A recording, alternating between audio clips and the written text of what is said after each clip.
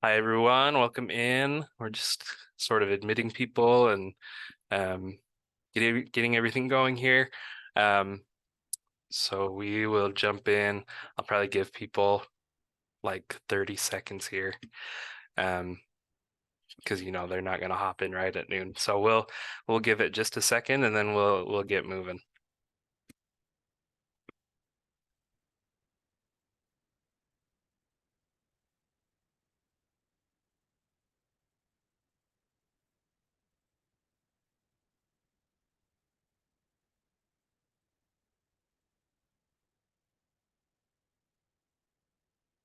Okay, I think we're going to be good. I've got one of my co-hosts here who's going to be watching the participation as people join, so let people in. So um, if they join late, that's fine. But we'll go ahead and get started. Um, we're super excited about this series. Um, it's something that we've been looking forward to for a long time in our office, and so this is something that is very exciting. It's an exciting day for me and for the rest of our team. Um, by way of introduction, my name's Austin Jones. I work for the Utah Center for Rural Health, which houses the Rural Health Association of Utah. Um, and typically in these sessions, I will not be doing a lot of talking. It'll be people who are a little smarter and a little better at this stuff than I am. But I am lucky enough to be able to host this first session to sort of introduce what stigma is, what it looks like, how it impacts individuals with substance use disorder. Um, and so I'm really excited to sort of introduce the topic. As you know, through your registration, we have 8 sessions on substance use disorder stigma reduction. These are open to everyone. These are open to community members, community leaders, government officials, as well as healthcare professionals. And so if you have people in your life that you think would either enjoy attending this or could benefit from this sort of training, please invite them. You can send them the link that you use to register, or the QR code. So this is open to everyone. A little background on Project Echo. Echo is a virtual platform used to give trainings like this. It was started about 20 years ago at the University of New Mexico, because they were having a hard time getting training to rural providers in healthcare. And so they started Echo and started doing virtual training, and it's caught on. It's now a worldwide program. And here at Southern Utah University and with the Rural Health Association of Utah, we're lucky enough to be a partner with Project Echo. So echoes can take on all sorts of different forms. Most of our previous Echo series with RHAU have been healthcare based, directed at healthcare providers. And so this is the first time it's sort of open to everyone. We're not targeting one specific group with this training series. It's just beneficial to everyone. We hope it's beneficial to everyone.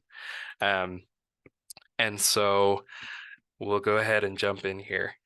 This is going to seem weird to start a presentation with a pause, but we have some data collection that we need to do from our office and from the university in order for this training to, I guess, count. I mean, it counts, but in order for us to continue being an Echo hub, we need to gather some data. So I would invite you to take maybe 5 minutes, scan this QR code if you can, and then answer the questions on the form that come up. Now, I mentioned that most of our Echo series have been directed at healthcare professionals. There are some questions there that are still directly related to healthcare professionals. If those don't apply to you, go ahead and either choose other, or if it's not a required selection, just don't answer. So don't be alarmed when that comes up. We don't necessarily need that. It's just we sort of have just a template that we use. So I'm going to give maybe 5 minutes for you to scan in and start answering those questions. If you're not able to get done, that's okay. The other thing that we'll do is if you, oh, and I will send a link to that as well. But if you would take in this time as well, one of the tenets to Echo is that it is a collaborative effort. That doesn't mean I'm going to be calling on people just at random or anything. You don't have to worry about that. But we do want to get to know each other. I do want you to feel like you can participate and chime in with questions or comments. And so if you would, while we're doing this little survey, if you would also go into the chat and drop your name and anything else about you that you think the group would like to know, we would love to hear from you. We'd love to see that. So let me pull up, I'm going to drop a link in the chat to the survey in case you're already on your phone, or in case that's easier. Here's that. And then I will hop back in. I'm going to just, mute myself and set a timer here for about 5 minutes.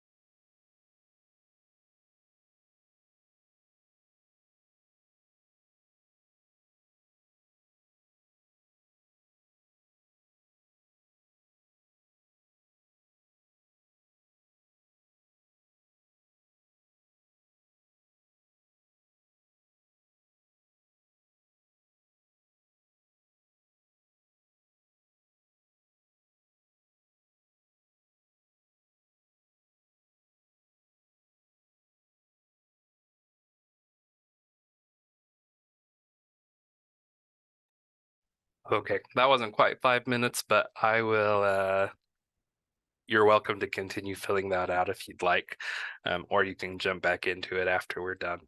Um, so the purpose of today's series really is just to do a super basic introduction to what stigma is, what it looks like. We're not going to dive super deep. We've got experts coming in for the next few weeks that will do that, and I don't want to steal anything that they may share. But it's important to establish sort of a baseline of what we're looking at here and what we need to look for. So, what is stigma? Stigma is, I just pulled up the dictionary definition. I know that's the cliche go-to when you're giving a presentation, go to the dictionary and find what you're looking at. But I mean, it really is so helpful to understand what we are looking at, what's important and what's going on. And so stigma is just a set of negative and unfair beliefs that a society or group of people have about something.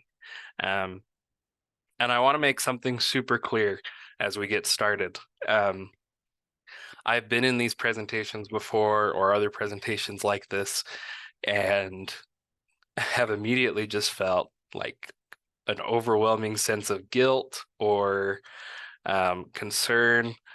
And I hope that's not what happens today. I want to approach this from an understanding that we're all people, we all make mistakes, we all have biases and stigmas against people that are intrinsic and that are just, developed and maybe not maliciously.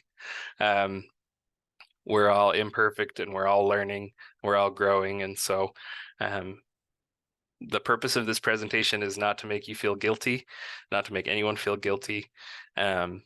It's not to pound the table and say that we're all wrong and we need to make these, monumental changes. It's the purpose of this is really just to give better understanding to what stigma is in the substance use disorder world, what that looks like, and to make those small changes in ourselves if needed.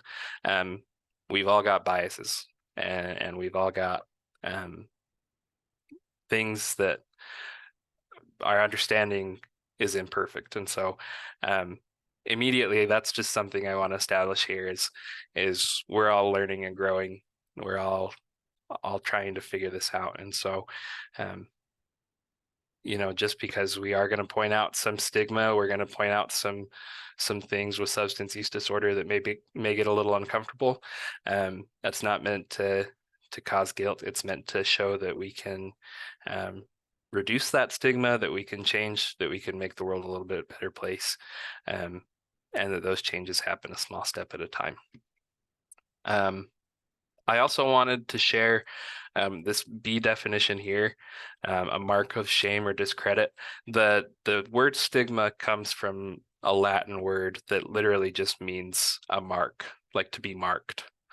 I think that gives us a baseline of what stigma means in our modern lexicon, that it quite literally derives from being marked. It's a mark, it's a societal mark that is placed on a person or a group of people unfairly and negatively.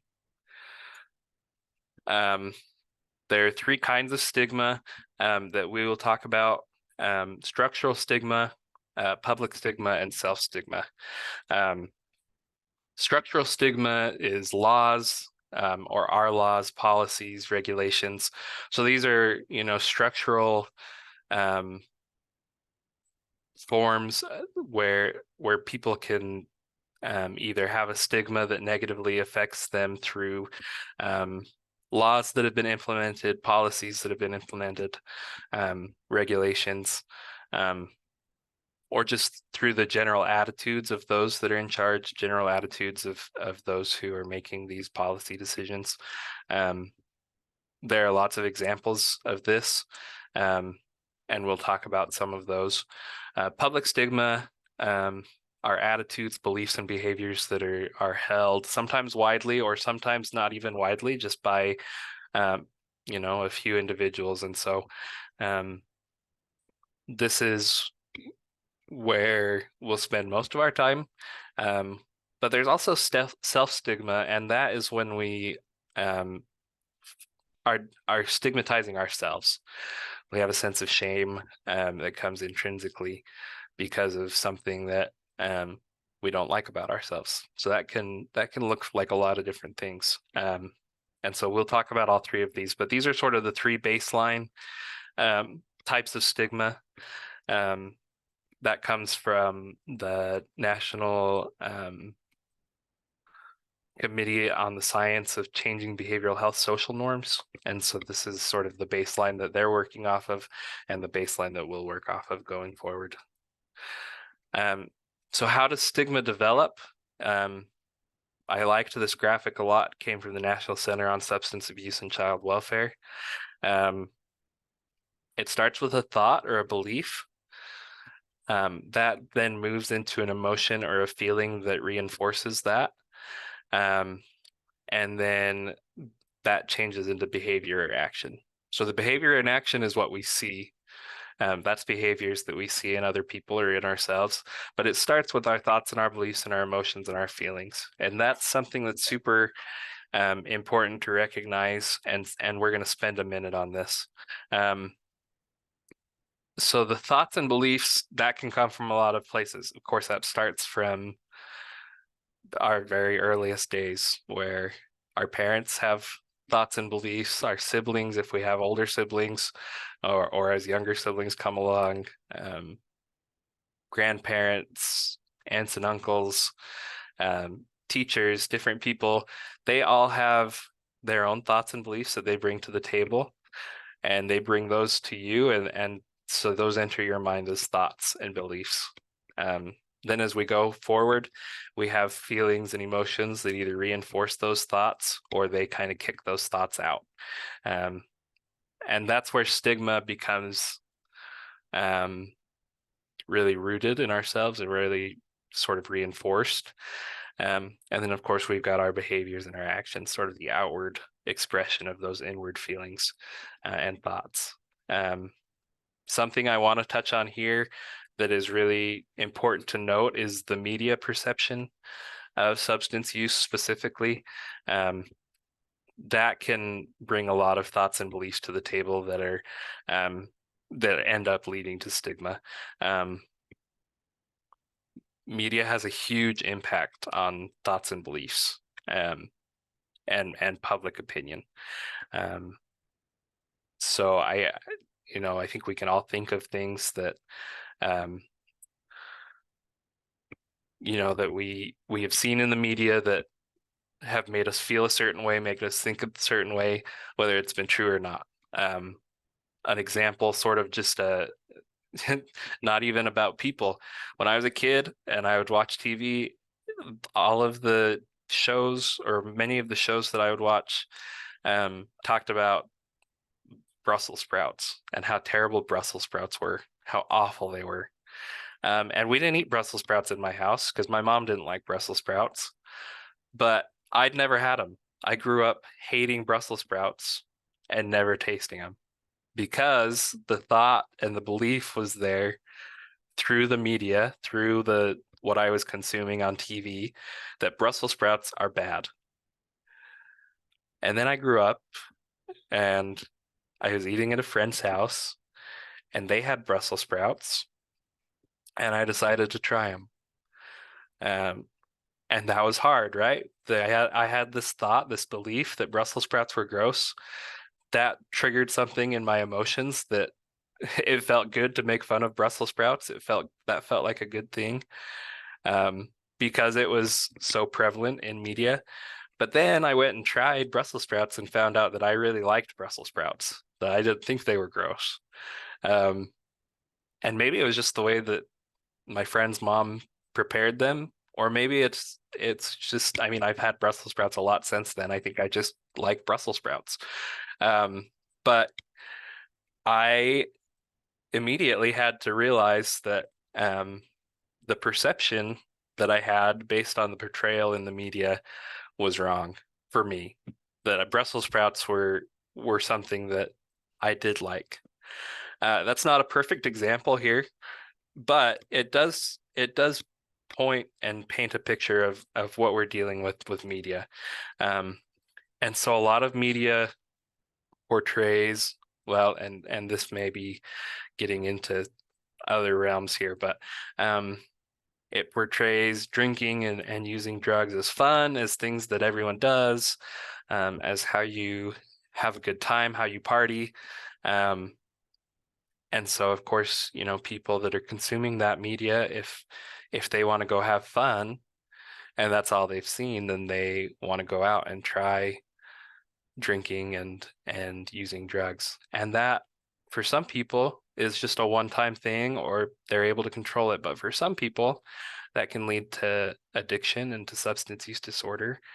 And so, um, you know, we've got that. But then we've also got media that portrays um, people with substance use disorder, addicts is what they'll call them often. And we're going to talk about the impact of language, but as aggressive, as dangerous, as people that you want to avoid. Oftentimes, homelessness and other things are tied with that. And so, if that's all that we're able to draw on when we're making judgments about people with substance use disorder, that can lead to some really dangerous stigma. And so, we want to be sure that we are using those experiences and forming our thoughts and our opinions. Of course, those are always forming. And so when we've got new information, we need to make sure that we're evaluating the previous thoughts and beliefs and feelings that we've had, and making sure that we're sort of updating our worldview with correct information. Something that you'll hear and something that I've found to be true since coming into this role and into this world is that really the biggest way to reduce stigma, the most impactful way to reduce stigma is just to reach out to people, get to know people. And that can be scary, especially because we kind of talked before coming into this role. My experience with addiction and with substance use disorder was TV. It was movies. It was music. That was pretty much it. And so, of course, that was kind of a scary thing because there's a lot of negative portrayals out there.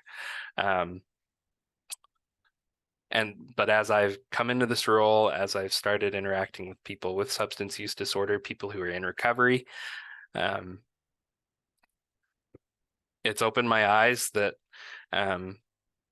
to a lot of things, and we're going to talk about a lot of the stigmas that are out there.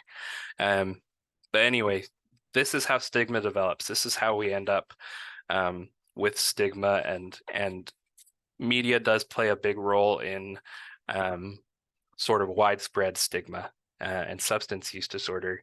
There's a lot of widespread stigma out there. The effects of stigma in relation to substance use disorder. These are just a few things that are listed by the National Institute of Health as outcomes of stigma related to substance use disorder. So people with substance use disorder who need care may not seek it. And then the third bullet point, people receive a poor quality of care. That may also be because they're scared to disclose it, which ties into number two. All of these kind of fit together. But people who need care may not seek it. They may be scared to go to rehab because of what they've seen on TV or what they've heard from people.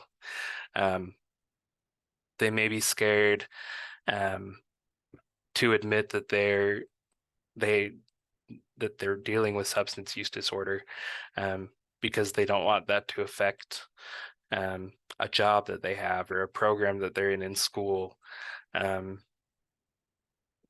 They may be scared to admit it to a doctor because they don't want to come off as less than. And there are studies out there that show that medical professionals do often or have often in the past treated patients differently with substance use disorder in a negative way. And so that can lead to a lot of different things, a lot of different outcomes that are difficult. That's why stigma reduction is so important, why we need to talk about these things. People fear disclosing their substance use. That's not just to medical professionals, that's to their families and friends. And that can be for a lot of different reasons as well. Of course, with our families, and really with everyone, we don't want to let people down. We don't want to show sort of our own wounds. We want to come across as perfect and whole. It can be hard to be vulnerable. And then people receiving a poor quality of care. Of course, when we're dealing with substance use disorder, that's already a medical condition that's difficult enough. And so when you're not receiving the quality of care that we need in order to live a healthy life, of course, that is extremely dangerous. And then they found that because of stigma, people may increase their substance use. And that can be for a variety of reasons. But that's something that has been an outcome of the stigma that exists surrounding substance use disorder, is that it can actually lead to an increase of substance use. It doesn't always, of course, and I want to be sure that we know that we're not dealing in absolutes here, that every situation is different, every person is different, and so we're not dealing with absolutes here, but there have been studies around that have shown that that may be an outcome of the stigma that we see prevalent in our society. And then these are just a few things that we can do, again, suggested by the National Institute of Health, to understand and to reduce stigma.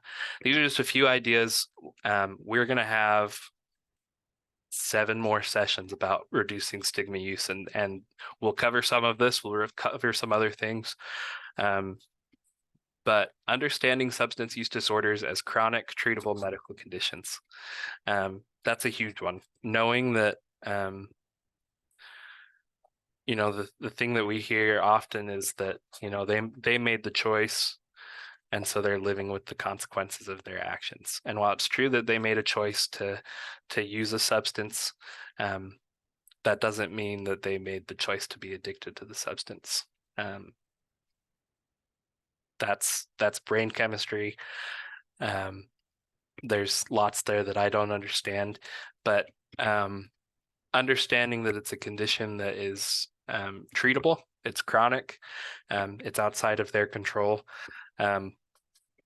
Just understanding that one thing has a huge impact on the way we view people with substance use disorder,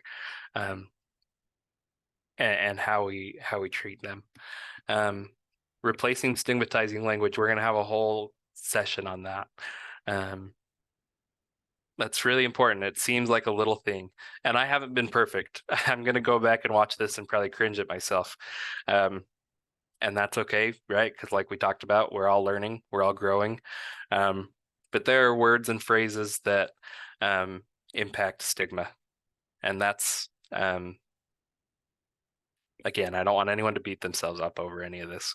I hope that you understand and recognize that none of us are going to be perfect in this, but it does make a huge difference when we make an effort to replace stigmatizing language with language that's more suited to people with substance use disorder. It's less stigmatizing, less negative. And so we'll have a session on that here. It's one of our first ones, and so that'll be a great opportunity for us to learn more about that. Addressing structural stigma. So reaching out to our policymakers and finding ways to reverse some of the policies, laws, procedures that have led to negative stigma in in our country and in our government, reaching out and finding solutions to those things, finding things that we can do better, so that the system itself is working at its maximum output. Because when the system is working against someone, that's a hard battle. It's a hard hill to climb. So if the system in place is better, then it leads to better outcomes all around.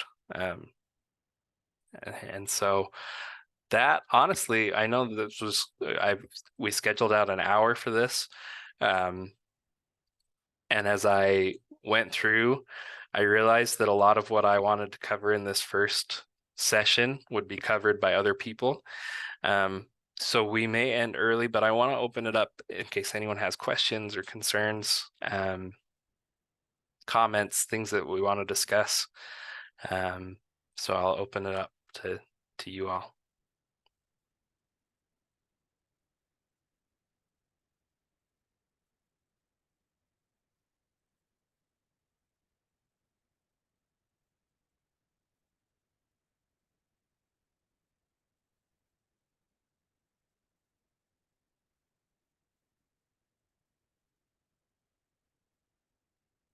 Thank you, Ashley. Ashley in the chat just said great information. I hope so. And I hope that this is a helpful introduction to what we've got coming forward.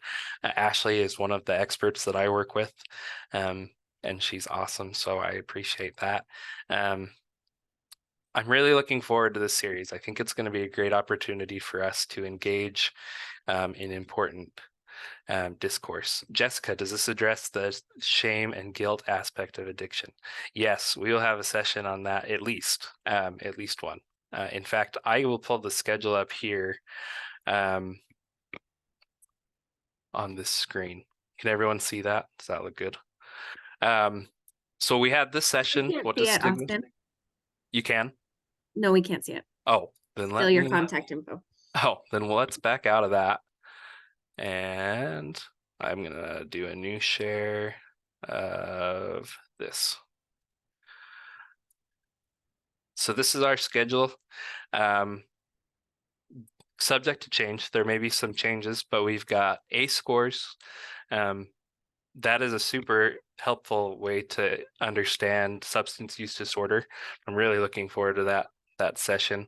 Again, some of these dates may change. We may flip things, but role of disparities on substance use disorder, the impact of language with substance use disorder and stigma within cultures, local voices of recovery, local resources and efforts, and lessons learned and next steps.